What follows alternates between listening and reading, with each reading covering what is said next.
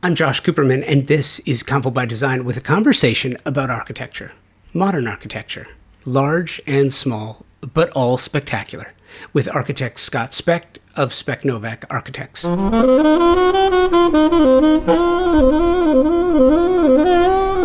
a recent city visit to Kansas City, I bought a book in a used bookstore. The book is called The Paris Architect, published in 2013 by Charles Balfoure. It takes place in 1942 Paris and revolves around an architect and creative architecture used to save Jews from the Nazis. Of course, there's more to it, and perhaps I will give it the full Booklook treatment at some point in the future, but that's for another day. What I wanted to share is that it got me thinking about the Bauhaus, modern architecture in all its wonderful forms, from France's Art Deco, German Bauhaus and Brutalism, through concrete forms. It also got me thinking about creative ways architecture can and is used to make life better for those who inhabit, live, work, love in these spaces. I had a conversation with Scott Specht of Specht Novak Architects, and we discuss all of this, Specht's work and that of his firm, exceptional examples of modern architecture in its absolute best. Per usual, we walk through Scott's projects, so check the show notes for a link to their project page and follow along. Everything from the sublime Weston Residence in Connecticut to the fun and funky Carpenter Hotel in Austin, from the Austin Cliffside Residence, which is, by the way, an absolute specimen in creative use of space, to the experimental, the Next American House. You're going to enjoy the ride. I promise. I guarantee it. And you're going to hear all about that right after this. I am just incredibly proud of this partnership I've got with Thermosol. They have been presenting partners of Convo by Design going on 5 years now. And there is a certain amount of pride that comes with saying that the show is presented by the company that is the best in the world at what they do. Thermosol engineers the most exceptional smart shower products and steam shower systems worldwide, full stop. And it's for a few reasons. First of all, they were the first company to design and patent the technology here in the United States, dating back to 1958. Thermosol, a U.S.-based manufacturer based in Round Rock, Texas, employs an engineering team that designs, tests, and continuously refines the product. Their quality control team tests every single steam generator before it departs the factory. Who else does that? Nobody that I know of. I have the pleasure of working with some world-class designers and architects who tell me, and if you're in the business, you know this, that the idea of luxury has changed, especially when clients want a spa-like bathroom. Steam is mandatory, or it's just not considered a luxury. And if you want to add steam, you have only one true option, my opinion, and that's Thermosol. Mitch Altman, third generation CEO of this family-owned company of 65 years, continues to innovate in the bathroom and shower space through technological marvels such as intelligent showering systems, sound therapy, aromatherapy, technical interfaces, and so much more. And now Thermosol, the industry leader in steam bath equipment and technology since 1958, as I mentioned, is enhancing its already stellar family of products with the new indoor and outdoor luxury saunas, available in 3 designs. The configurations are absolutely amazing, and you should probably go check them out. Indoor and outdoor options. It's amazing. You really do need to check them out.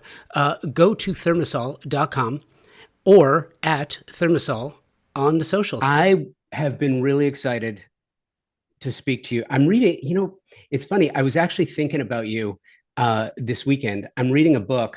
I don't know have you ever seen this? No. The Paris Architect.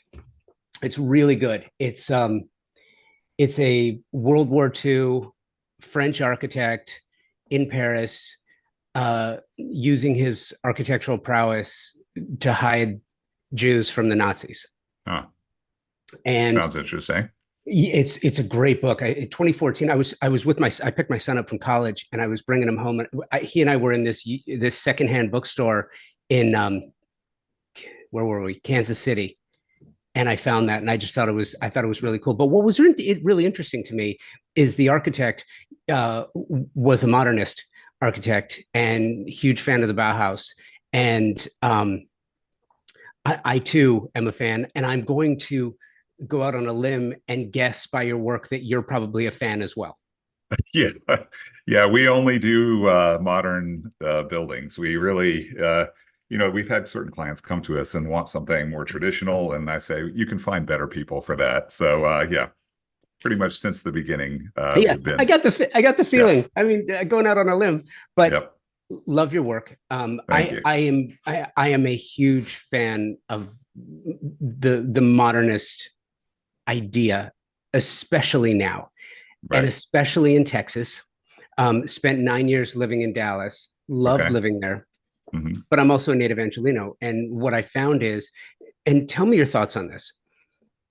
I feel like Texas has become the new Los Angeles insofar as it's become the place where creatives can go try new things, experiment, find a willingness to try different things that if they don't work, not the end of the world. You can take it down and do it again. But there are such new ideas coming out of Texas, specifically Dallas, Austin, Waco. I mean, Marfa, it's really incredible. Am I on base, or is that the Yeah, feeling? well, I think Texas is such a big place. I think every one of those metropolitan areas has a very different character. Like, I don't think there is as much experimentation in Houston. No. I do not, we have no jobs in Houston, which is a real surprise. We're doing a lot of work in Dallas and a lot of work in Austin right now, but nothing in Houston. And that's pretty much what all the architects say. It's just not a place that is as into modern architecture as other parts of Texas. Dallas is an odd one. I think people have a perception of Dallas as one thing, partially based on the TV show, maybe, and the cowboy imagery and everything else. But it's chopped up into also different areas that have very different characters and feels. And there's a grand tradition of modernism in Dallas. I think especially in the 50s and 60s, there was a lot of oil money coming in, and a lot of people there, went to New York to find their architects because they wanted to build a showpiece of sorts and sort of bring what they call culture to Texas. And so you'll find, great works there by, Edward Durrell Stone and Philip Johnson and a bunch of other people who've done these houses that are in central parts of Dallas. And that's another interesting thing about Dallas is a lot of the neighborhoods that are sort of the most exclusive are very, very close to downtown, and they're on relatively small lots as well. So there's this sort of dense, inner urban, suburban kind of mix going on there that allows for some pretty creative stuff that you're just not given endless amounts of land to build, a giant mansion on, but you're also not doing an urban, multi-story building. So it's kind of a very interesting character to it. Then you get to Austin, and it's a different character altogether. Where Austin is loaded with great architects, too many great architects, and there's a lot of almost everything being built now is modern. You rarely see a traditional looking house going up in Austin anymore. So it's fully made the transition from what was popular 10, 15 years ago, more of a Tuscan style and this kind of stuff to modernism. So yeah, Texas is an interesting place for that. I worry a little bit lately about bad press that the state has gotten and some political issues and people not wanting to move to Texas because of that. And you do see the implications of it too. Is the inflow of people to Austin, especially, has dropped. It used to be a net inflow every year. Now it's an outflow. So part of that is layoffs by big tech corporations here. So we'll see where it goes, but it's certainly an interesting place to live and Well, practice. I also think that, look, first and foremost, nothing goes straight up. Right. And Austin went hyperbolic. So did Dallas. Right. Houston, not so much. There's still a lot of people moved there, but it did not have the kind of hyperbolic growth that Dallas or Austin or even Buda, Waco, Right. had. So I think it's really interesting. And I also think that in Austin, in particular, Austin has been a victim of its own success. You can't keep having rising costs like that and Right. have people look, from LA. I went from LA to Tulsa. It was a remarkable You're right. experience. Like you talk Yes. about exchange of Uh-huh. situations, incredible.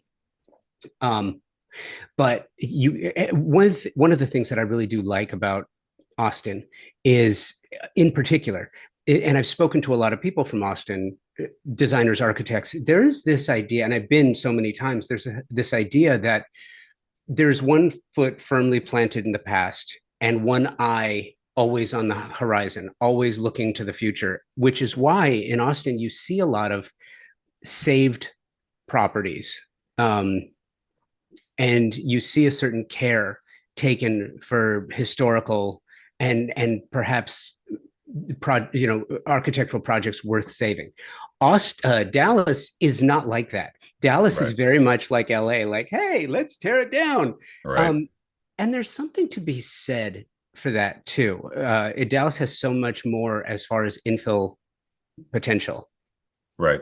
You know what I mean? Yeah. Um, And I in and I do think that Dallas and Austin are very different historically. Like Austin always had the legislature and the university. That was its Yeah. two anchors at one time.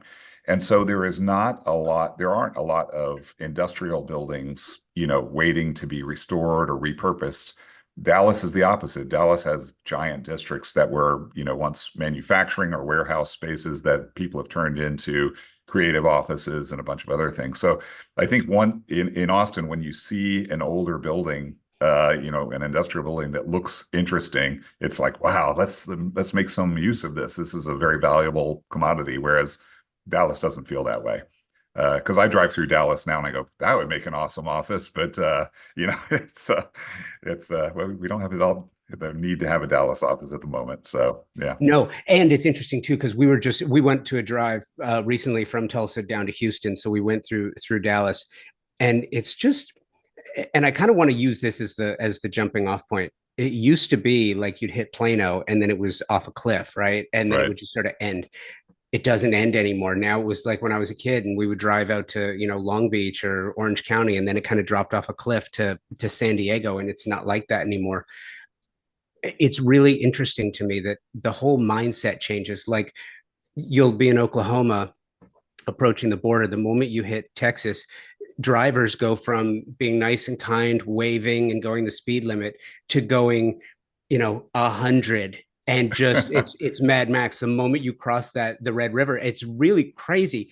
But because of that, there is this Wild West experimental, these different ideas, and I think that definitely applies to the arts as well, which I kind of wanted to jump off in this conversation with you, talking about your experimental work. I want to get to the work that the firm does, because I absolutely love it. But if it's okay with you, I kind of wanted to start with the Zero House, um, Right.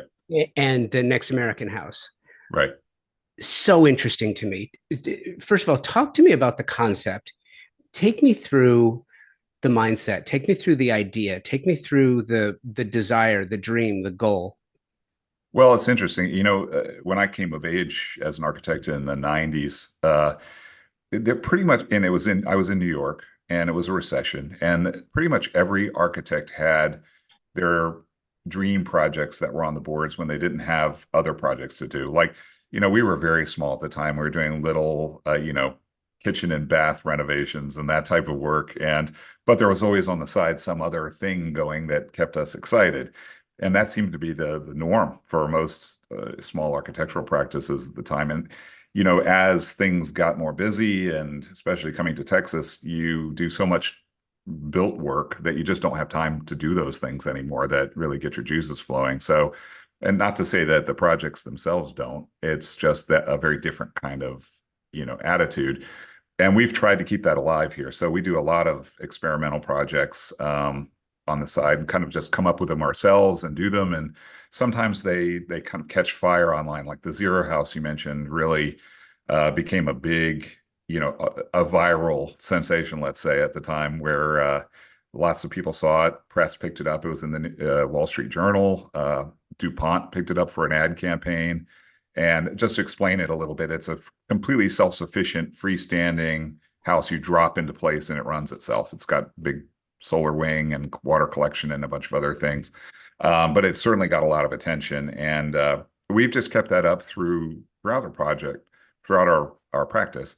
The latest one you mentioned, the Next American House, is a bit of a departure. It started the same way. It was sort of an experimental house relating to the social and political situation in the U.S., where it's like the typical suburban or inner urban single-family house model was always a ranch house or something similar that has windows facing your neighbor 5 feet away and facing the street, and your blinds are always closed. And whenever there is a yard that wants to be used, it has a giant fence around it, so it sort of kills the architecture right there. So I was like, well, what if we went back to some earlier model, like a Roman house, where you have no perimeter windows and everything is based on an internal courtyard or multiple courtyards? How could you update that idea for an American setting? And so we did a lot of renderings and other types of fanciful things where the exterior would be completely stealth. It could be blended into its surroundings. So there was a version that looked like a transformer or substation on the outside, but then it's a beautiful house with courtyards on the inside, or almost an abandoned storefront, the same kind of thing. I started to think, though, I was looking for a property in Austin to build a house for myself at the time, and I was like, yeah, this isn't a bad idea for these lots. They're called, they're ADUs in Austin, where they're accessory dwelling units where you can sell off your backyard more or less to someone, and they would have alley access to a lot. So I found a lot in a great location and just decided to do one of these for myself because, on an alley in the back of a house, you have nothing to look at. Each side is blocked in, very close by houses. There's an alley nobody wants to look out in the front. So doing a series of private internal courtyards made a lot of sense. And it is almost complete now. We're going to move in about a month, my wife and I, and it's really come out nicely. It's got already people are really interested in taking a look at it, and I hope it becomes a model for future types of development. I have questions. Okay. So first, what I'm going to say is, per usual, what we do here is if you're listening and you want to follow along, which I highly encourage you to do, because I love doing the podcast because, audio only it creates this theater of the mind background from broadcast radio. And I love that. But when talking about architecture and design, I feel it's important to see it and to get that full understanding as well. So, and it's a fun experience. If you want to go check the show notes for a link to Specht Novak, and you'll click on experimental and you can see the Next American House. So when I'm looking, Scott, when I'm looking at this elevation from the front, and this is off an alley. Yes. Am I looking at corrugated steel or is it concrete? What's the facade? Yeah, there were a few iterations, and because this is my own house, I'm trying to save money, so we went to corrugated steel for the exterior. It's corrugated Corten steel though, so it rusts out and it'll be nice. But if at the front of the house, and I'm not sure that's the rendering that's up. There was a rendering originally that had just galvanized steel, but the actual built product is corrugated Corten, and it's got an aperture in it that's framed in steel, and it's got two doors, basically a garage door and a front door, and that's it. And between the two is a panel that could be. The original idea was to have kind of a car wrap graphic that you could just change out every couple of months on the front of the house. Which is an interesting idea. For this one, we decided to do it as a tile panel for now, because but it still could get the graphic applied on it. And if these are repeated, you could personalize your house by doing that, more or less. So that's the one that's getting built. And the alley that it's on is a really hidden alley. It's barely visible. I've tried to get people to deliver products there and they just can't even find it. So in a way, it's like the Bat Cave, you kind of would bypass it and not know it's there until you know where you're going and heading to this house. So it's got a real interesting character to it. Yeah, and it's interesting too because there are no exterior windows as you were No, mentioning because there's nothing to see. right, So and also so but also from a security standpoint, it presents two challenges. One is there are no windows, so there's nothing for anyone to see from the exterior coming in. I have become really interested in security and safety because I do feel like that is the next air and water. I think that right. that's the next big concern. And there are no security features on the front except for the entire front of the building. Nobody's breaking in Right. to the front of the house. But when you get inside, you fear that there's going to be a loss of light, but there's walls of glass. There is no loss of light, especially from the interior courtyard. Yeah, there's more light in this house than any other house I've been to. I lived in a typical 1,300 square foot, urban house in Austin nearby, and it was much darker than this is because the blinds were closed all the time on the sides and the front. So this is wide open, floor to ceiling glass. There are two courtyards, one of which is going to be an aviary that has bamboo growing in it, and the other one has an olive tree that's already been planted. So it's just suffused with light all day, and it's a wonderful place to be, very much a sanctuary.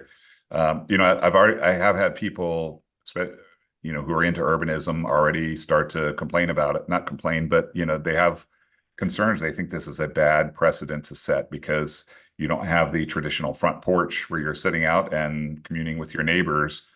I take a very different view of that. I don't think people do that very much. Some people might, but you don't, the neighborhoods I've lived in, nobody's sitting on the front porch waving at their neighbors going by. But it's very similar to being in an urban tall building because you do have that level of security. Like when you go in a tall building in New York, if it's a more upscale building, there's a doorman, but at least there's a door lock and security at the front. And then you're in your sort of private space with the other people who live in the building. Then you go up to your room and there are no windows into the hallway. It's a door private, and then you get your view outside from there. So it's not that different a situation than that. And I am much closer to places where you can meet people. I'm half a block from a coffee shop. There's a grocery store 2 blocks away. So it's a very walkable situation. And I think actually I would be mixing with people more than I would in a house that's further out and has a more, traditional format. So, I don't think like the typical Roman house had the same kind of idea, one inner courtyard for the most part, but there were stores built onto the front of this blank facade. So you had, you come out your front door and there's retail right there. And I think that this could be adopted for that as well. You'd have small entries into the private areas, but stores on the front. So I think there's a lot of possibilities. Yeah, it's really interesting. And I go back to we home is Manhattan Beach, California, and our house in Manhattan Beach was a very small beach bungalow where we spend all of our time outside greeting neighbors. So this is kind of a shift for me Uh-huh. in trying to think about it differently. But I think that the times have also changed greatly, where social is people inviting to come over, but also going out because more people do things out of home now socially because they work in home Right. in large part. So it's kind of the cultural interaction has kind of changed coming to the way that you're thinking, which I find fascinating and interesting. Do you think it's a personal question because you built this one for yourself? Do you think you will outgrow this home conceptually? I don't think so. And that was certainly a big concern at first, is I'm doing something that hasn't been seen. You know, a lot of times you'll get clients, almost every client is worried about resale. Here, the resale possibilities are limited. You have to find somebody who's really into this. But I think the fact of the thing when you go there and the light coming in is so overwhelming and it's very beautiful and you're looking into curated gardens more or less on the interior. I think it sort of overwhelms the the hesitation there may be towards it. So I'm not, and it's not to say I'm not building this for my own predilections. This is Texas, and I think sitting on the porch in California would be an amazing thing, and hanging out outside in Texas, not so much. And in fact, the courtyards here do not, they have fixed glass facing the courtyards. There are access doors into them, but they're not places to go and hang out because me and my wife, we just don't go and hang out outside. It's not a thing we do. And that's probably our personal, way of life. We don't do that. There are a few nice days a year when you could open the doors and you can still do that, but it's just not a thing. So the courtyards are really for view and light and keeping our birds. But I would imagine too that if somebody wanted to have an option where they could put a Fleetwood door in where it's wall to wall open, you could probably do that as well. Oh, sure. It's flexible. It's super Yeah. flexible. And Yeah. I hope to build larger ones for people. I think the most interesting thing about it is this sort of scraplands idea that was there in the original concept, where there are a lot of pieces of land for sale that have very low sale value. They're right next to an interstate, let's say, or they're in semi-industrial zones where nobody goes and feels pretty insecure at night, things like that. This allows you to have a house that you feel protected in. I think and there's the acoustical privacy and visual privacy that just allow you to have a bit of a sanctuary in places that may not be otherwise so habitable. So it's starting to solve some problems with urban density, allow for increased density, let's say, in less desirable areas. Yeah, and I love that. And what excites me about this so much is the experimental nature of it.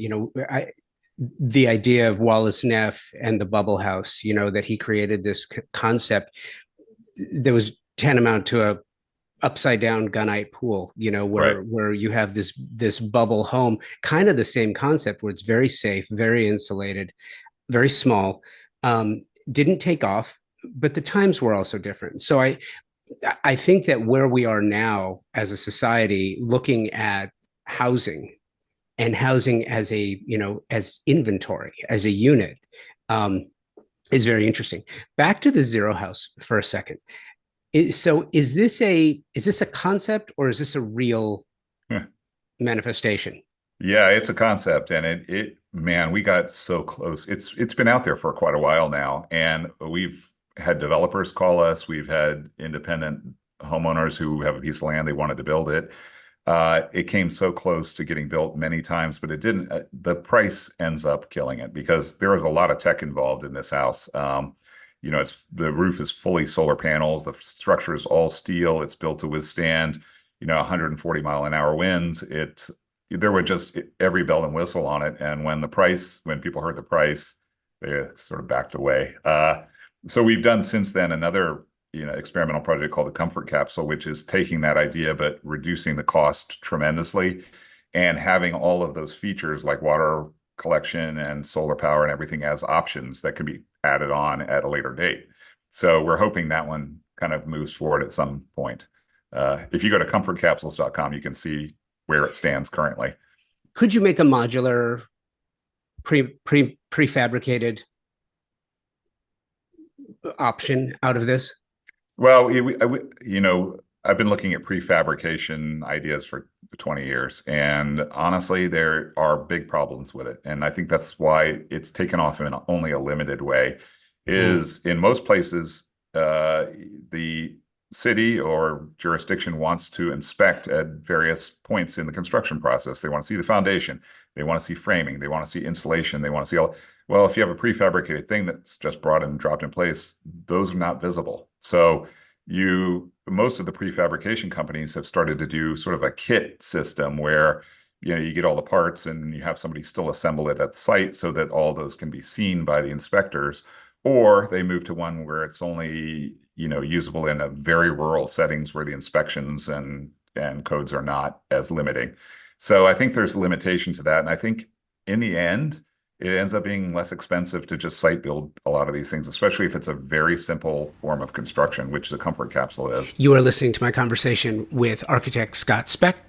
We'll be right back. Man, I love this. I have a new sponsor partner on the show that I want to introduce you to if you're not already familiar with them. If you are a specifying designer, architect, landscape architect, or savvy design enthusiast, if you have heard about the quiet luxury movement, this idea of crafting a lifestyle around understated elegance, simplicity, and sophistication, there's more to it than that. And I will add uncomplicated living.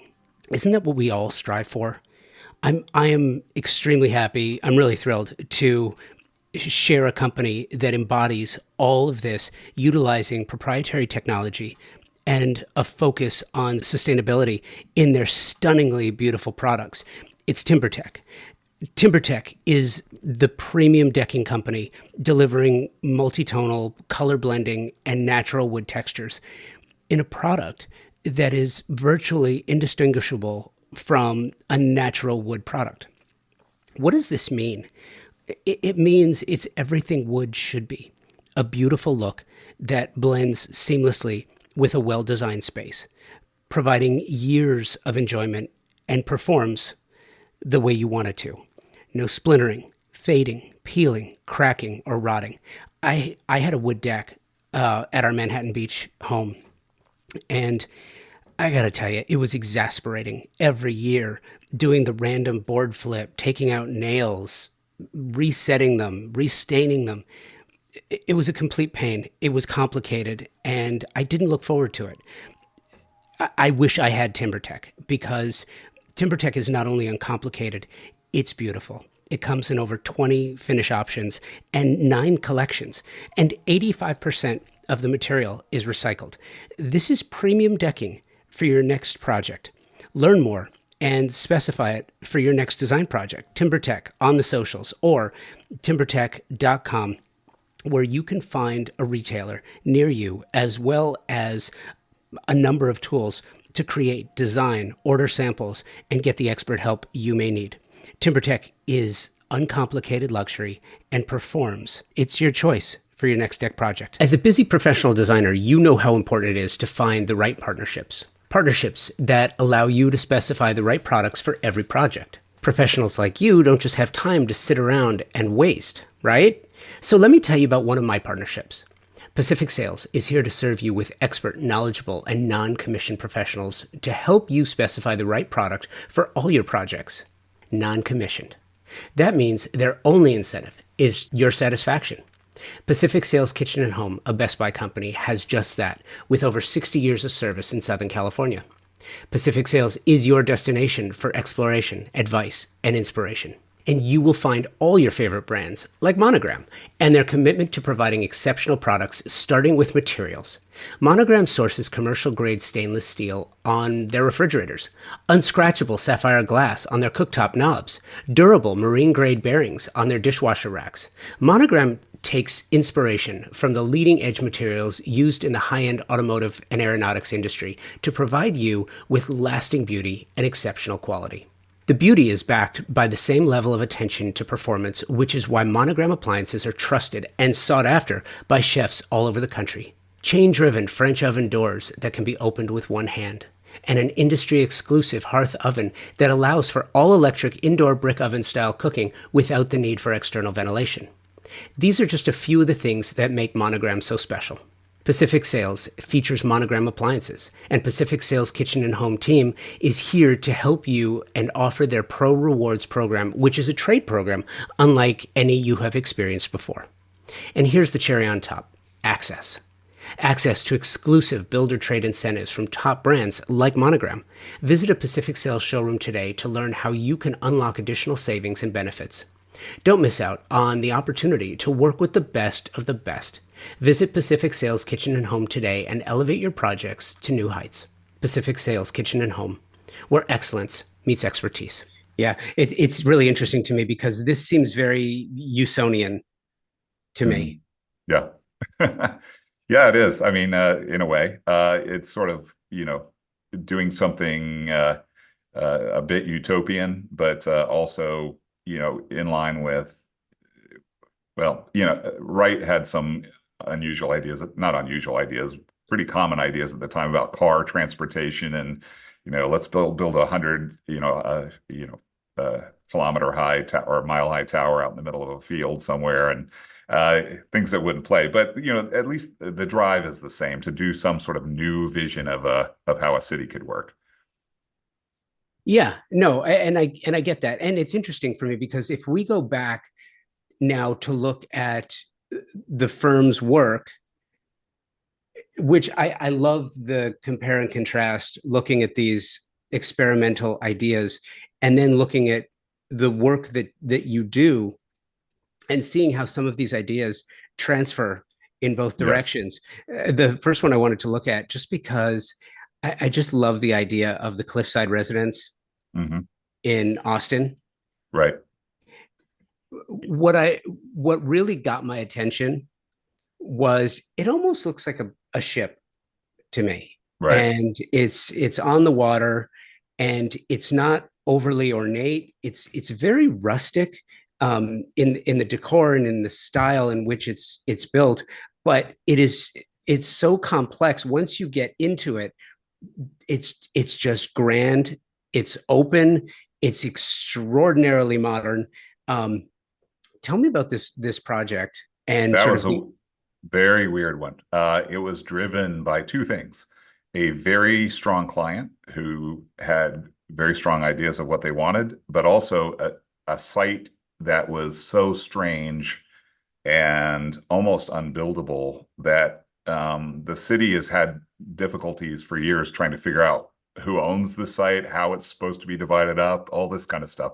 So it was a very complex mixture of the two. And basically, to describe it, it's on a ledge. The street you access it from is about 30 feet above this ledge. The ledge has only 22 feet of buildable area, and then it drops off for about 100 feet down to the water. So it's this tiny little ridge that runs along that the house could be built on. And a house had been built there in the 70s that had, it was felt deadly to visit this house, truly, because what they did, they ended up building a parking pad, and then they had a steep wooden ramp that ran down to a front door at the ledge, which when it rained was a death trap. It was so what we did, we kind of used some of the bones of that house, and put the entry on the roof.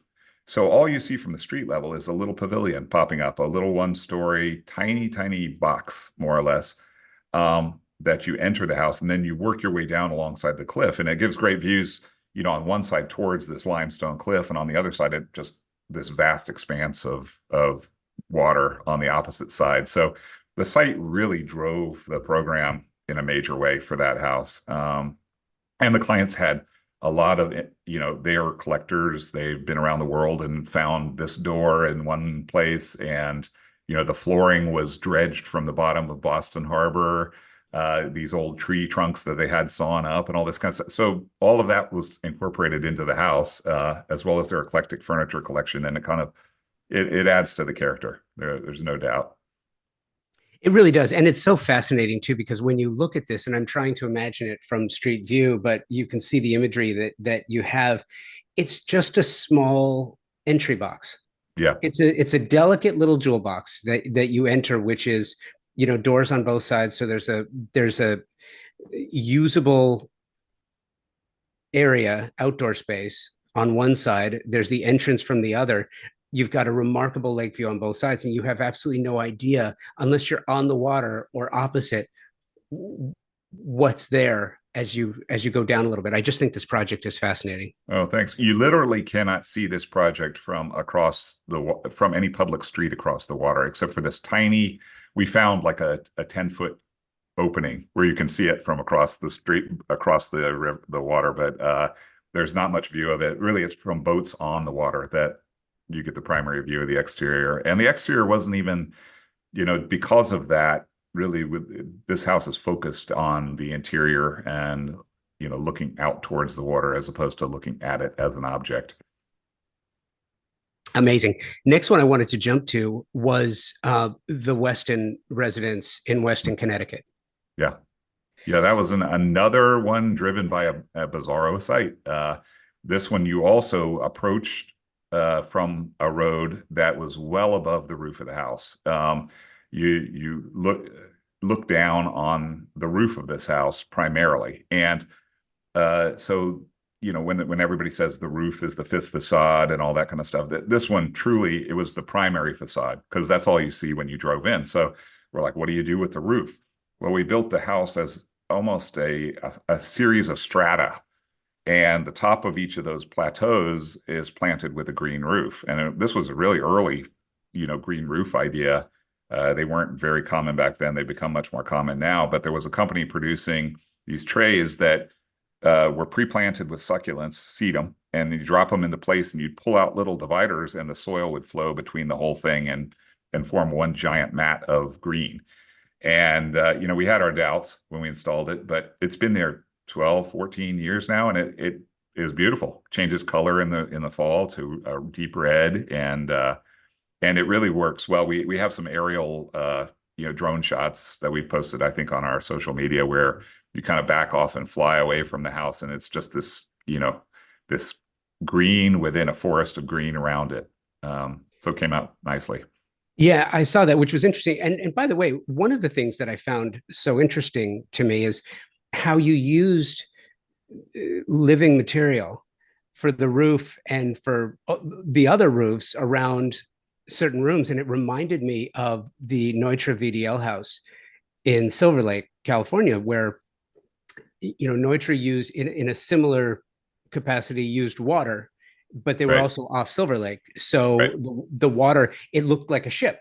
You had water that carried over a road, and so it just sort of the view kind of seamlessly blends into the reservoir, which I think is fascinating. With you, it's this green roof that seamlessly blends into a forest environment. Yeah, that inspiration was definitely in mind because if you look, there's a couple of photos where you can see there's this secondary bedroom that's almost like a cockpit. It's glass on three sides, but then it's surrounded by a fringe of green roof that's about 4 feet deep, and then beyond that is the forest. So you're standing there and you get this foreground of the green roof, and then it goes right to the forest behind, and it feels like you're completely engulfed in green when you're in this space. It's a nice place to be. Absolutely. Now, the antithesis to me, I could be totally wrong, but the antithesis to me from what we've been talking about is the Carpenter Hotel in Austin. Okay. Yeah. This seemingly brutalist, um, and I absolutely love it because it fits the Austin vibe. Was that the mission? Was that the goal? Tell me about this project. Well, that's all of these projects we've been talking about have to do with how much the context drives the final appearance and function of the thing. And that was a similar thing. I had another architect come to me, a very big architect in Austin, and he's like, we're trying to peg your work, and we really can't get a handle on it. Like there's not a signature style there. And actually, I took that as a big compliment because so many architects get into a mode, and then they just keep reproducing that winning ticket, and replicating it. And clients like it because they know exactly what they're going to get. But we really do treat each project individually. And the Carpenter Hotel was an interesting one because it's in this little pocket of Austin that was once a warehouse area. And right next to it was a pecan farm. So there were heritage pecan trees and these odd little industrial buildings. They were built, fairly typically back then out of what was called Austin Common brick. There's no longer any clay left for the Austin Common brick, but it's this sort of beige colored brick. I think it's very beautiful. And Quonset huts were some of the space buildings and everything. So what we did, the site we had what was the Carpenters Union headquarters building on it that was built in 1949, and it was very, very just a plain neutral building.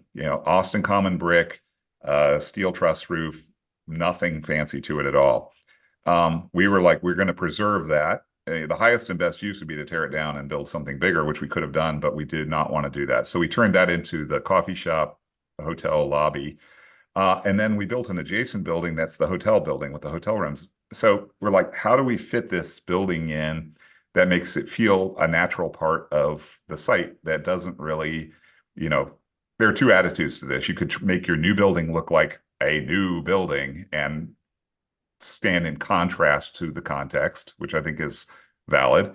Here we wanted to do the opposite, which was to really make it fit in, but still look like it's of a different era. So we did, built a classic industrial concrete frame with masonry infill building. It's got it's concrete frame, and it's got infill of what's this clay tile called Dehanus uh, clay tile blocks, and they're made in just outside of San Antonio. They've been made there for 125 years, I think.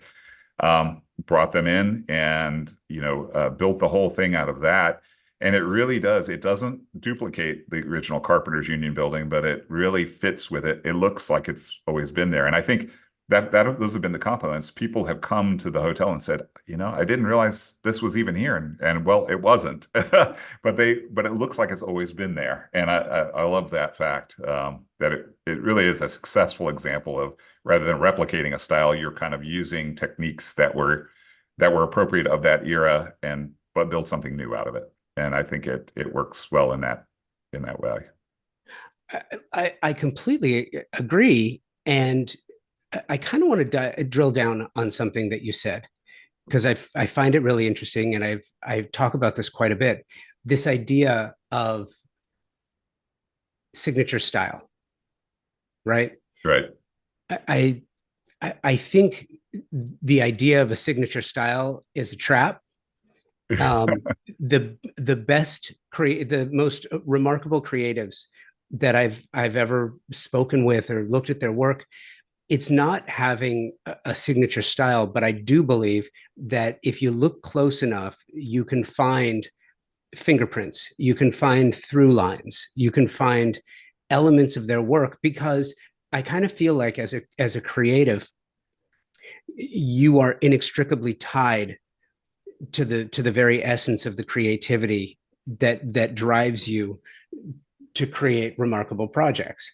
And I'm interested in your take on this, but I don't think it's possible to completely extricate someone from their entire creative body of work to do something brand new, virgin thought, virgin design on every project, which is why you can replicate or create new projects that don't look like all the others, Right. but they're still recognized and special in and of themselves.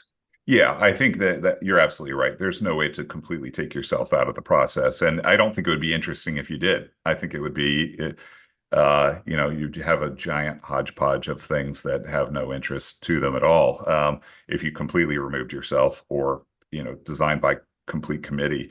I think the thing that ties our work together is I was personally went to undergraduate school and was trained by someone who was an acolyte of Mies, who had worked under Mies, and beat into our heads the idea of, the negative reveal detailing systems where you separate materials and you have a clear distinction between the materials where one thing is separated from another, either a plane change or some sort of other reveal. And so that's always stuck with me. And some of the compositional concepts that just appeal to me personally come from Schindler/Wright. I think there's compositions and how spaces are arranged that are very appealing in those. So I think the combination of those two things always appear in some form, no matter what the building ends up looking like.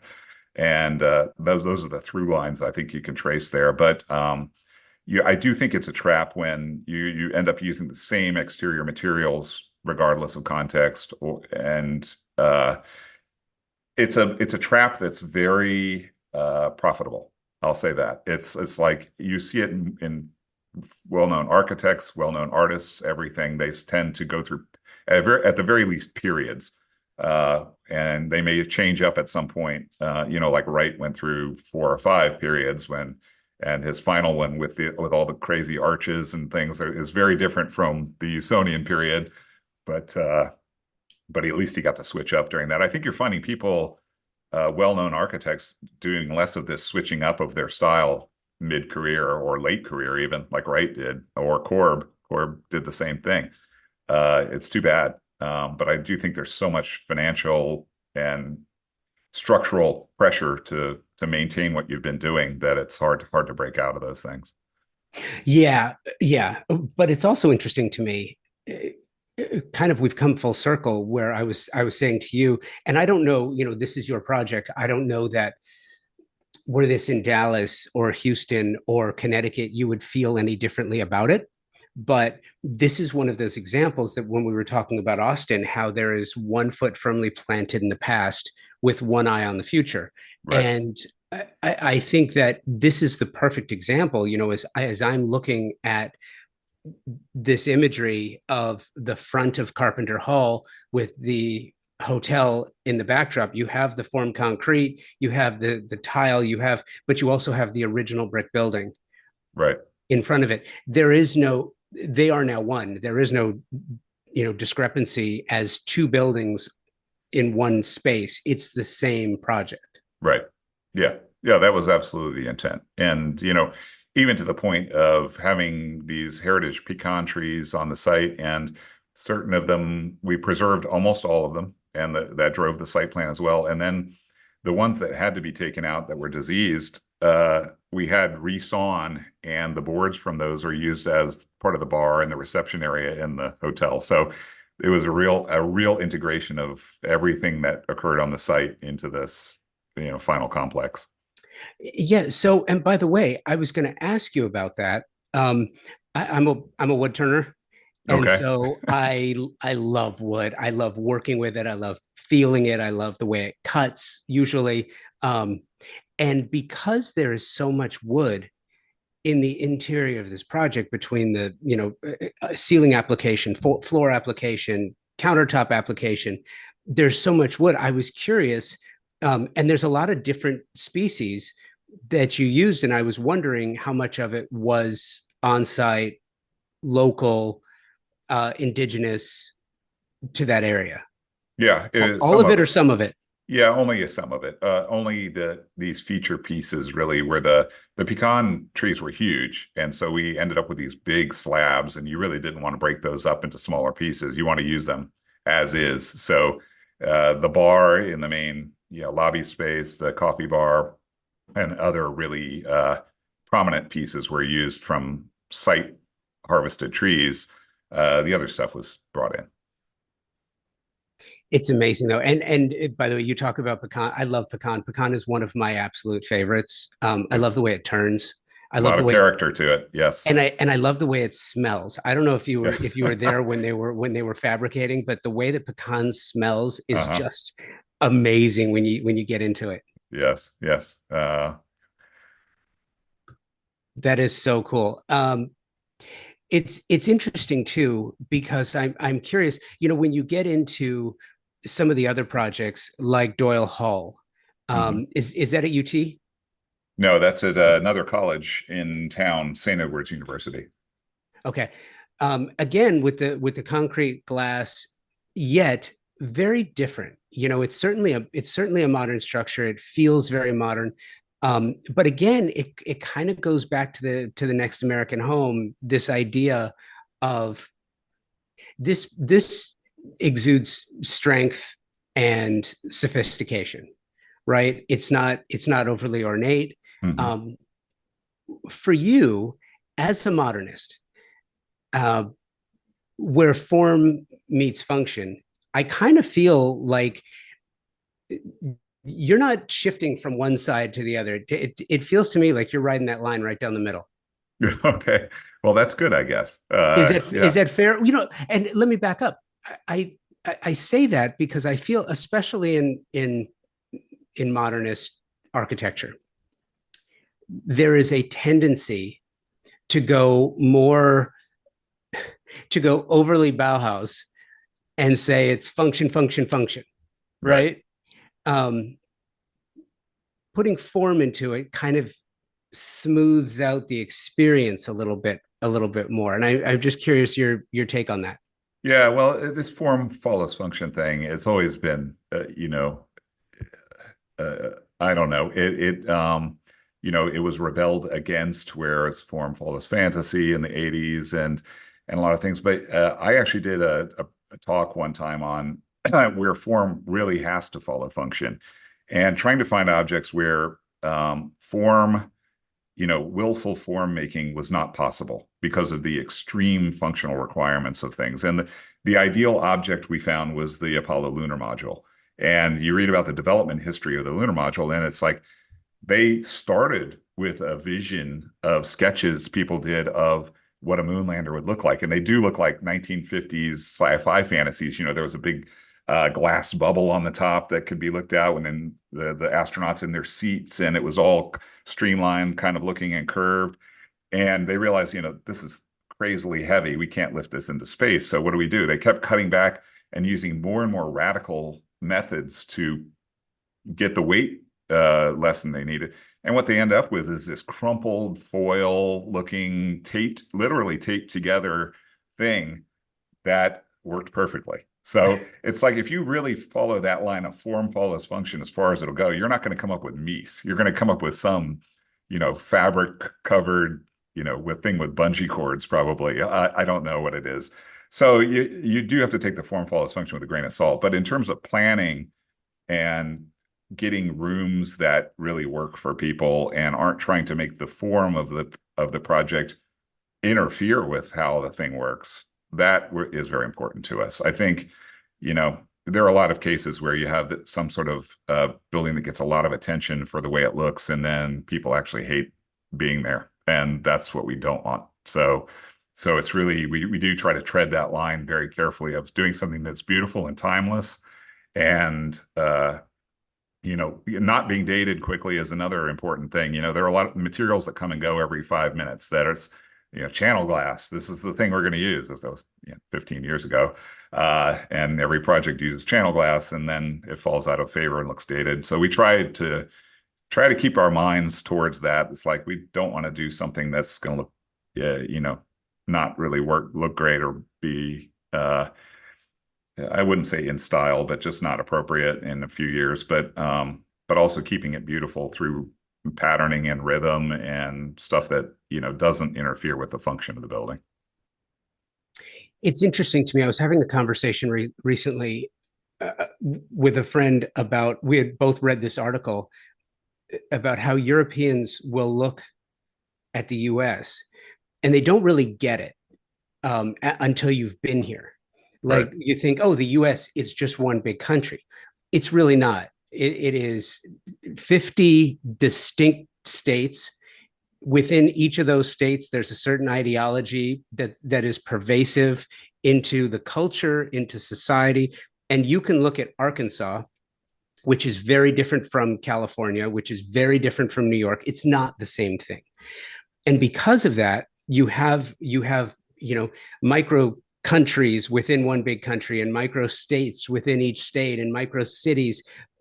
Los Angeles is not one city, it's 43 boroughs. If you were in New York, and within each of those boroughs are very different. So when in the 1950s, all these GIs had come back from World War II, and Southern California became this environment of the same looking structures over and over and over. Our beach bungalow that we had in Manhattan Beach was a TRW part of an engineer village. They brought all these engineers to the West Coast to work on defense. And they had all these engineers. It was like, oh, well, nobody's living out at the beach. It's all this land. Let's just build all these houses that are right next to each other, because it's not really about recreation anyway. They're just going to live there. Right. Which was an interesting idea. And it turned out to be this, that same neighborhood has changed dramatically, but most of the lot sizes are still the same size. I mean, 4,000, 5,000 square foot lots, with, you can go tip to tail, rail to rail. You can build a house that's full lot, but ultimately you have to have some differentiation because a home is so personal. And I'm kind of going back to your idea with this Next American Home, and the idea further that you can build a remarkable structure that has everything you want and everything you need. You can also build them next to each other. You can build entire communities that are master planned without losing the identity of the architecture. Is that possible, or by its mere nature do you lose its identity? Well, I think a lot of it has to do with zoning, honestly, and code. Like, I think that's you getting back to what you said about Texas being an experimental place. I think Austin is kind of one of the cities at the forefront of densification of urban areas. What was once a single family lot, now, for several years now has been you've been able to build an ADU of a certain size in the back. Now they've just passed laws where you can build multiple ADUs on even smaller lot sizes. So, and there's been a lot of pushback against that. Some people don't like it, but the idea is to get less expensive housing in there. So I think there are all these codes in place that require X feet of setback in front, X feet of setback on the sides, and it's not allowing for much flexibility in terms of how you could do that. Because like the next American house, you could build these things right up against each other and have an urban street wall in the front, but code doesn't allow you to do that right now. So there's going to be some changing of code to really get the progressive changes in housing we need. I think it's still plotted around that early suburban idea, Levittown idea of a Cape Cod house on a tiny lot right next to your neighbor with 5 feet of setback on each side. So It's funny because when I have a visceral reaction to the words Cape Cod, because in Southern California, the Cape Cod mod at basically every beach along the entire coast, is just this pervasive. It's what Mediterranean yeah, was in the 90s. yeah, It's terrible. It's yeah, terrible. Well, it's just a loss of architectural creativity. You talk about signature style, you'll have builders in most cases come up with that Cape Cod mod, white box with a little blue, and it looks the same, and then they'll just put 20 of them on a right. block. Yeah, it seems to be what sells is what goes, and that's changing though. You're seeing more experimentation. There are a couple of developments in Austin that have, tried to do a mid-century modern suburban development. So they take 1950s models and do those to varied levels of success, I would say. So it might be turning slowly. I do think there's going to be less demand for some of these houses as people who are coming of age now to buy houses are getting to that point. It's really interesting you say that too, and I think all too often people are too there's too much of a hurry to look to the future and try something new. There's a community here in Tulsa, which is 100% mid-century modern. It's very Palm Springs like, Hmm. but what's interesting is it's in the CC&R. So it's, you're not tearing down that house. There's a committee and a commission. You're not changing the facade. You can remodel, but it all goes through a committee. There's two community pools that Right, are, which really builds out this whole idea of community. It's rare to find one of these properties on the market.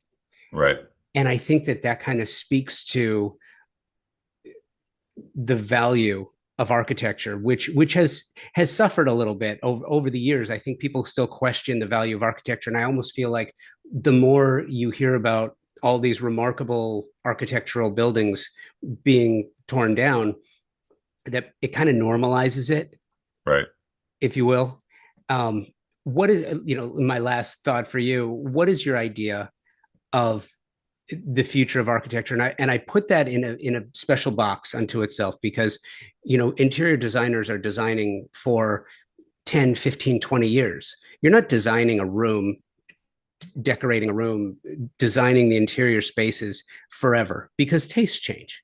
Right, But architects don't. You're not building for 10, 20, 50 years. You're building for 200.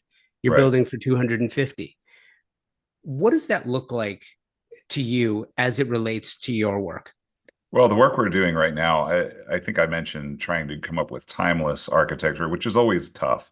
But if you look back at some of the early stuff, like the Barcelona Pavilion that Mies did, 1929, and if you actually took that, well, let's say Villa Savoy. If you took Villa Savoy and you put a Tesla underneath and a family with a dog, and it could be on the cover of Dwell magazine, you wouldn't know it wasn't built yesterday. So there are some aspects of this stuff that have proven themselves over time, features and looks and proportions and things like that. And we really try to stick to some of those ideas that, there's no guarantee that things aren't going to change dramatically in the next 5 years, but they really do have some sort of character that has had a lasting impression. So we try to try to hold to those. And I think that gives our work a little bit of a leg up on some other things that really do become dated very quickly. I love it. I love it. Scott, thank you for taking the time to do this. Will you do me a favor? Sure. I'd like to circle back with you. When do you move? When do you and your wife move in? July, end of July. Maybe in 6 months or so after, would love to reconnect and get your experience, because I'm going to guess that there are things that you're going to feel, you're going to experience that you probably haven't even foreseen or considered. Yeah, could be. Probably so.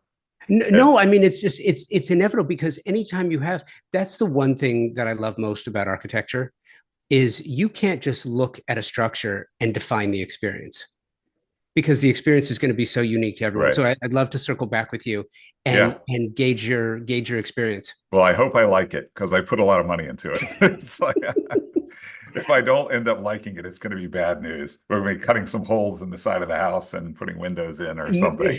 No, listen, I'm sure you're going to love it. The only thing is, in 6 months we may talk and you can say, yeah, we bought a 31-foot Airstream and now we have an issue. Yeah, no, that'll be interesting. It's interesting to live your life that way, though. In some ways, it's not safe, and there's a joy about that. Absolutely, Scott. Thank you. All right. Well, thank you very much.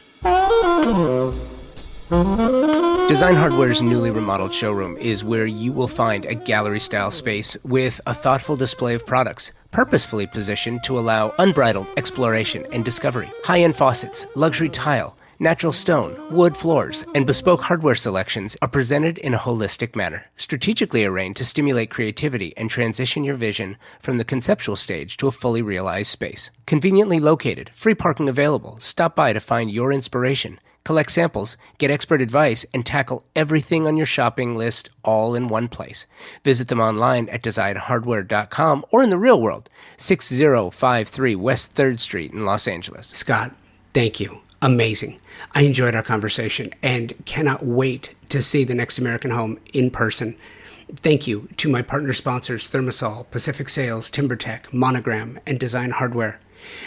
These partners are amazing companies who all have made a concerted effort to support the design community through education, events, incentives, media, and exposure, not to mention a collection of extraordinary products and services to match. Check the show notes for links to each of them so you can see firsthand how they can make your design business thrive and your projects exceed expectations. Thank you for listening, downloading, and subscribing the show.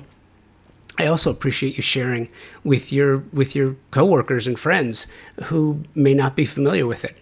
Thank you for your emails, show, and guest suggestions. Please keep them coming. convobydesign@outlook.com and on Instagram at convobydesign with an X. Until next episode, be well and take today first.